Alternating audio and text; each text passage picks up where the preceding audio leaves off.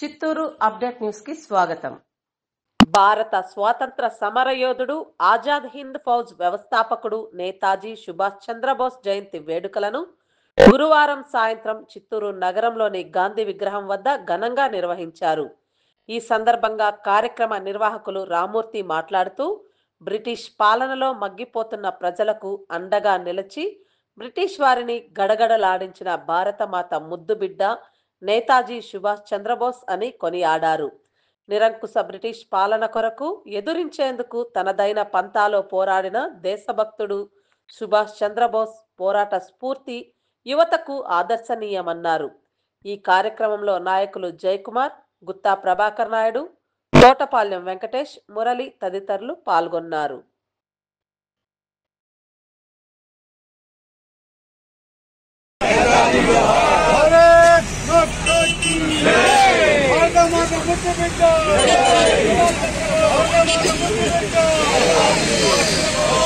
జరుపుకుంటున్నాం. ఎందుకంటే మన భారతదేశం స్వాతంత్రం కోసం ఆయన పోరాడిన పటిమ చిరకాలం ప్రతి భారతీయుడి గుండెల్లో నిలిచిపోయింది. ముఖ్యంగా యువతకి ఆయన స్ఫూర్తిగా నిలిచాడు. ఆయన ఆజాద్ హింద్ ఫౌజ్ అనే ఒక సైన్యాన్ని ఏర్పాటు చేసి భారతదేశంలోని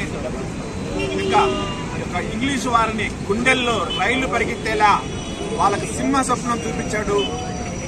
తన సొంత సైన్యాన్ని నడిపించి మన భారతీయుల్లో ఎంతో ధైర్యం నింపి ఒక సైన్యంగా తీసుకొని వచ్చి ఒక ఉక్కు మనిషిలాగా తయారయ్యాడు.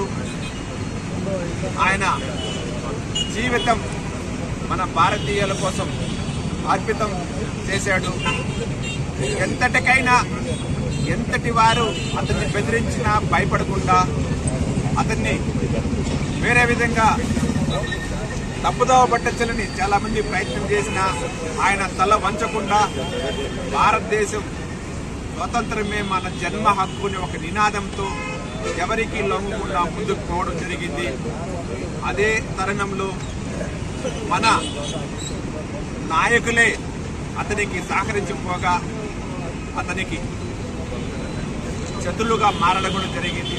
దానికి కూడా తల వంచకుండా ఆయన నిరంతరం పోరాటం చేస్తూ అతను ఈ రోజుకి వరకు మన హృదయాల్లో నిలిచి ఉన్నాడు తప్ప మరణించిన వార్త ఎవరు ఆ రోజుల్లో వినింది లేదు, ఈ రోజుకి లేదు. కొన్ని తప్పుడు వార్తలు అయితే వస్తున్నాయి, అది నిజం కాదు. అది ఇప్పటికీ ఒక ఆంజనేయుడి తర్వాత ఇతనికే చిరంజీవి అనే ఒక పేరు నామకరణం జరిగింది. కాబట్టి ఇలాంటి వాడి యొక్క స్ఫూర్తి ఇప్పుడున్న పరిస్థితుల్లో మన హిందువులందరికీ అవసరం ఉంది. ఎందుకంటే రాజకీయం విలువలు నానాటికి దిగజారిపోతున్నాయి, ప్రజలు విసుక్కొని వెసారిపోతున్నారు. ఇలాంటి తరుణంలో ఇలాంటి వ్యక్తి నాయకత్వాన్ని తీసుకొని వచ్చి ప్రజల్లో మనం తీసుకెళ్లడం వల్ల మనకి ఇలాంటి నాయకత్వం మనకు అవసరం అనేది మన జనాలు చెప్పాల్సిన అవసరం ఉంది. ఎందుకంటే ఇప్పుడు చూస్తుంటే నాయకులు ఎంతటికైనా దిగజారి పదవుల కోసం దేనైనా తాకట్టు పట్టి అనే పరిస్థితులు దిగజారుతున్నారు. ఈ దిగజారి వ్యవస్థని పోగొట్టాలా అనే ఉద్దేశంతో ఈరోజు మన నేతాజీ సుభాష్ చంద్రబోస్ గారి జయంతి జరిపించుకోవడం జరుగుతుంది. అదే భారతీయ సోదరులందరికీ నేతాజీ జన్మదిన శుభాకాంక్షలు.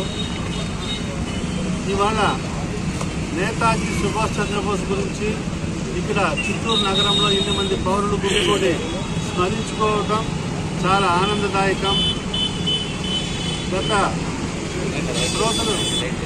గతంలో మాట్లాడినటువంటి వ్యక్తులు చాలా బాగా నేతాజీ గారి జీవి చరిత్ర కానీ వారి యొక్క గొప్పతనాన్ని కానీ విశదీకరించడం జరిగింది. ప్రస్తుతం ఉన్నటువంటి యువతకు నా యొక్క విన్నపం ఏమంటే, నేతాజీ గారి జీవి చరిత్రను చదవండి.